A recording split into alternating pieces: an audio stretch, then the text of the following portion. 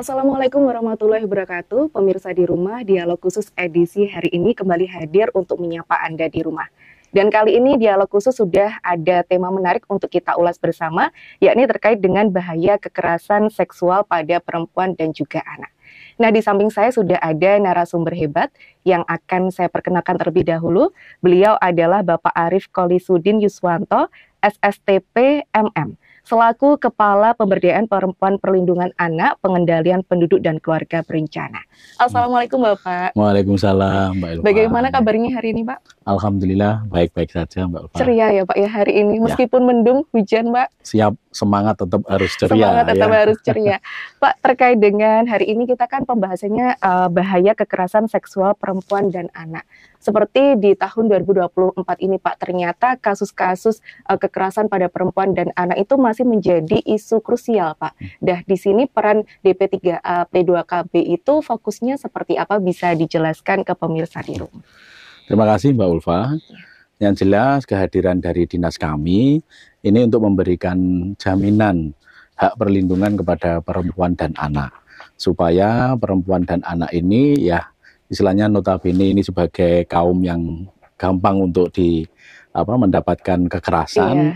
Oleh karena itu kita pemerintah ini hadir untuk melindungi hak-hak mereka. Mungkin terkait dengan tadi kan dibilangkan kalau misalnya ada beberapa resiko-resiko ya Pak ya terkait dengan perempuan dan anak. Bisa dijelaskan program-program yang telah dilakukan oleh dinas ini sendiri gitu. Yang jelas kami mempunyai program KIE ya, istilahnya komunikasi, informasi, dan edukasi bagi perempuan dan anak-anak. Kita memberikan pembelajaran, kita menyampaikan informasi kepada masyarakat, kaitannya hal-hal yang perlu kita lakukan untuk upaya kita untuk memberikan perlindungan kepada perempuan dan anak.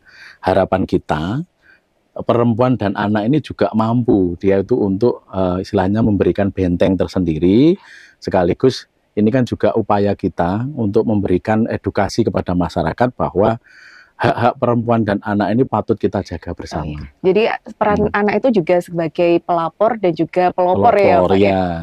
Nah terkait tadi Pak, apakah ada dampak dari gadget seperti ini Pak? Kan sekarang ini di 2024 itu kecanggihan sudah semakin bertambah seperti itu Pak. Ya, pastilah ini ada efek negatifnya ya dari gadget. Yang utamanya kalau gadget ini utamanya kaitannya dengan kekerasan yang bersifat dunia maya.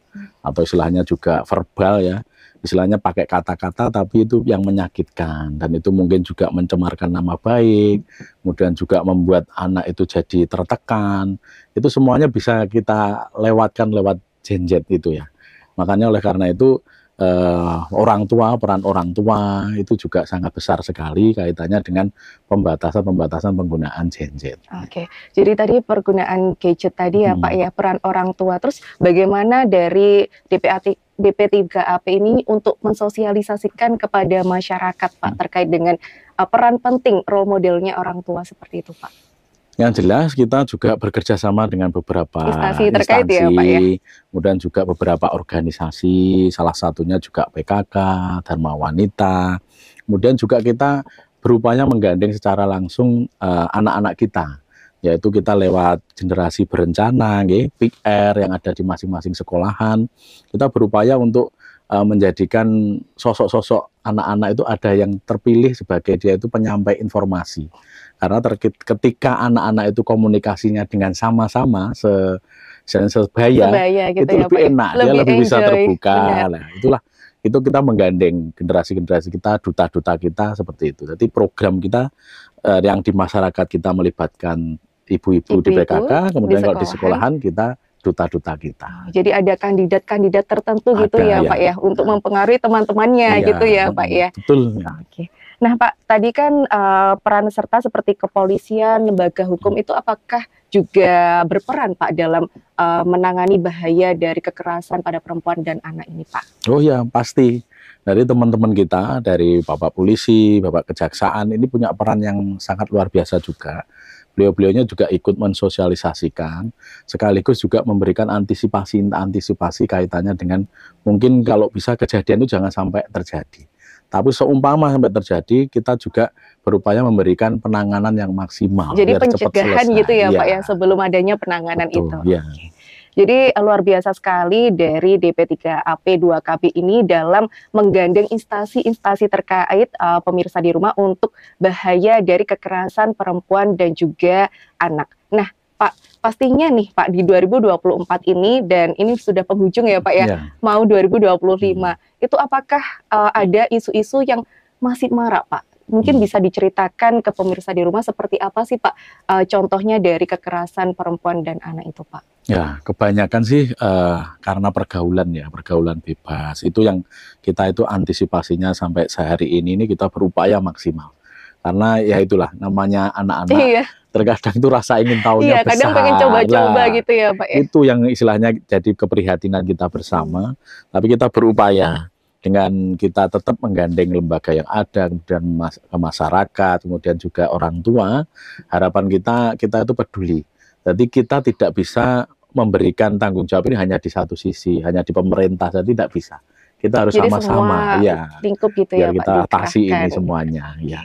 Jadi tadi kan ada namanya isu-isu itu ya Pak ya.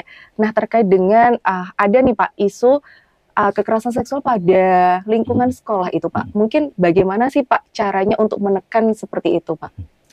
Yang jelas kita itu harus berupaya menggandeng sekolahan agar sekolahan ini juga istilahnya punya respon yang baik terhadap lingkungannya.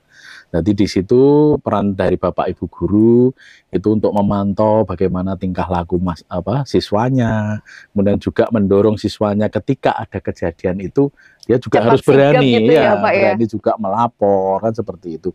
Biar kalau ketika ini pelaporan ini bisa berjalan itu nanti dampaknya tidak akan meluas, tapi segera dapat kita ditangani dengan baik itu. Jadi benar-benar kompleks, tidak hanya korbannya saja, tetapi juga pencegahan seperti itu ya Pak ya.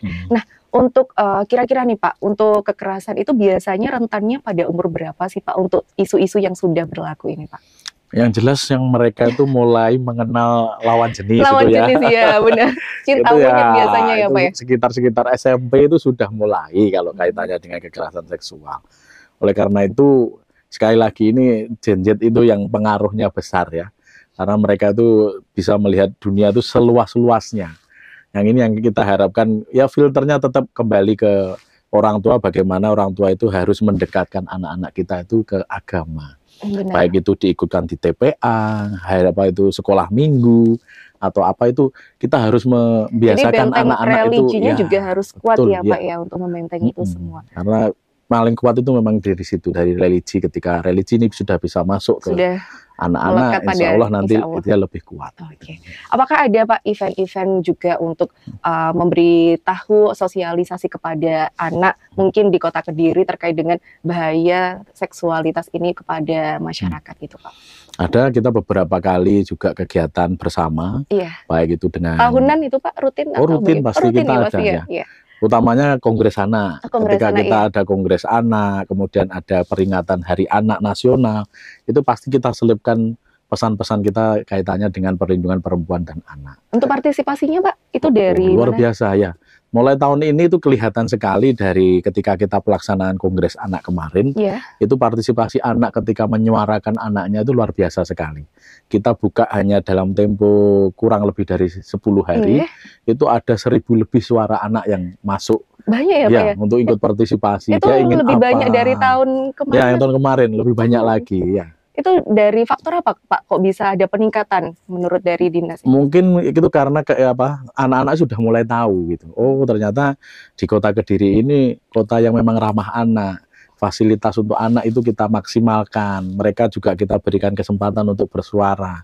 Makanya mereka tuh ya secara gedok tular tuh akhirnya bisa mengabari teman-teman. Ayo kita ikut. Mereka jadi berani untuk speak up juga ya Pak ya. Betul. Apakah ada Pak komunitas-komunitas juga yang dinaungi oleh dinas ini untuk pencegahan dari kekerasan ini tadi Pak? Yang jelas itu tadi forum anak itu di bawah binaan kita. Kemudian ada duta genre. Oh iya, saya pernah dengar ya. Itu juga penyeleksiannya juga ada step by step gitu ya Pak? Oh iya ada, pasti itu istilahnya baik dari sisi kemampuan, kemudian keahliannya dia untuk berbicara, bagaimana dia cara mendekatinya, itu ada penilaian-penilaian juga.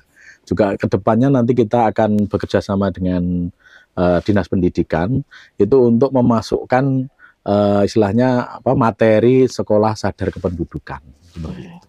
Jadi sudah ada beberapa komunitas-komunitas yang memang direncanakan khusus atau dibidangi oleh ini sendiri gitu ya Pak untuk menangani itu tadi. Oke. Nah nantinya kita juga akan membahas terkait dengan beberapa isu-isu menarik ya Pak ya terkait dengan kekerasan sosial ini tadi. Nah untuk pemirsa di rumah jangan kemana-mana, tetaplah di Dialog Khusus edisi hari ini.